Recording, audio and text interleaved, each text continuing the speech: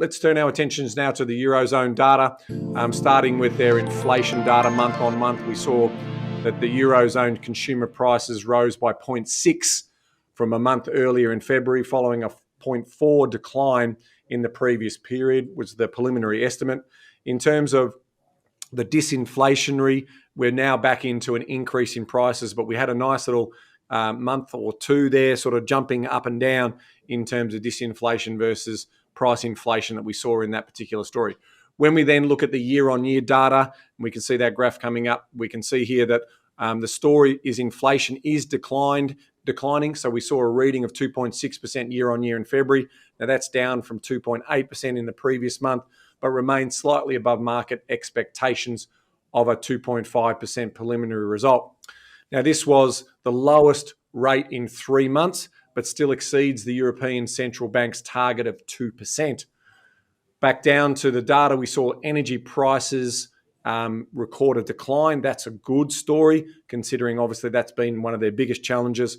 When Russia invaded Ukraine, their energy prices absolutely boomed. So that's a good story. Now the pace of price rises moderated for services, food, alcohol and tobacco, non-energy industrial goods, which is further good news on the inflation fighting front for the EU. In terms of core inflation, we saw, which excludes the volatile items of food and energy, also cooled to a reading of 3.1%, reaching its lowest point since March of 2022. However, it still remained above the forecasted result of 2.9%. So we've still got a bit of a story there in terms of inflation. Moving along to the interest rate story we saw there. We saw the European Central Bank kept their rates on hold at their March meeting, keeping the main refinancing operations rate at a 22-year high at 4.5% and the debt facility rate unchanged at 4%. Policymakers continue to try to balance concerns over a looming recession with persistently elevated underlying inflationary pressures. Now, the ECB has projected that inflation to average at around 2.3% in 2024. That's compared to a 2.7% in the December projection. So that's come off, which is an improved inflation forecast outlook. And they also revised their growth projections for 2024, downgrading to only a 0.6%.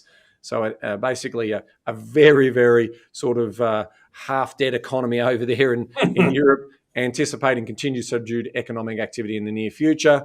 And this obviously still is good news when you're thinking about interest rates for later this year. We'll keep moving on before I get your comments, Evan. Unemployment rate, we saw unemployment rate in the Eurozone edged lower to 6.4% in January. This is the lowest on record from a 6.5% in December, which matched market forecasts. The number of unemployed individuals declined by 34,000 from the prior month to 11 million and 11 million, let's round that off. In terms of across the Euro area economy, Spain continues to report the highest jobless rate at 11.6%, followed by France at 7.5% and Italy at 7.2%. In contrast, Germany continues to record the lowest unemployment rate at 3.1%. Consumer sentiment and confidence, we saw consumer confidence indicator in the Euro area rose by 0.6 of 1 points from the previous negative 15.5 in February, which was in line with previous preliminary estimates. So it's still deeply, deeply pessimistic. Across the Euro area as a whole, consumer sentiment went up by 0.4 points to that negative 15.8, thanks to consumers' less negative views regarding their household's past financial situation and their intentions, I should say, to make major purchases. And this was partly offset by lower expectations about the general economic situation in their economy. How does that correlate to the retail sales? So we're ripping through the data. This is the latest data, shows that retail sales in the Euro area rose by a meager 0.1 of 1% month on month in January, following a revised 0.6% contraction in December. Sales for food goods, tobacco increased by 1%, ending the 3-month period of declines, whilst those in automotive fuel advanced by 1.7%, the most since August of 2022. However, sales for non-food products dropped by 0.2 of 1%, following a 0.9% decline in the month before. On a yearly basis, retail sales fell 1%, marking the 16th consecutive month of contraction. Right, switching across to businesses. So we've got a picture of a pretty subdued consumer. Let's roll into the business confidence story before we get Evan's feedback. And we saw simply business confidence in the euro area remained unchanged at negative 0.42 points in February. Evan, what do you read? What's your read on the Eurozone? Where are the signals? Where are they taking us? Let me take you back to this chart. Let's have a look. This chart, the consumer confidence and the consumer sentiment number, is realistically all you need to know. I mean, you cannot have over a year's worth of data of significant contraction in the consumer and that not be a massive issue for GDP, not be a forward-looking indicator in spending, not be a forward-looking indicator for inflation. So Christine Lagarde is on the record as saying they are, probably clearing the decks to be the first major G10 central bank to cut rates. The question is when. Yes, as you highlighted, that their expectation is that inflation will still hold above their level of 2% at 2.3% come December.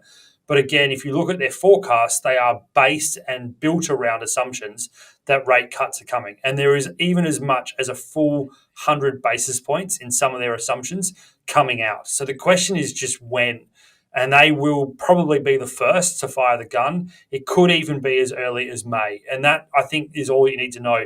All that data tells you that. You cannot have an economy that is that pessimistic, that is basically just somehow by its fingernails keeping its head above water. And you highlighted the reason for it is Germany. Overall, the rest of the Eurozone is absolutely choking on itself. And there has to be a move forward. So that's all you can say with the Eurozone is that it will be the starter in the interest rate cut environment.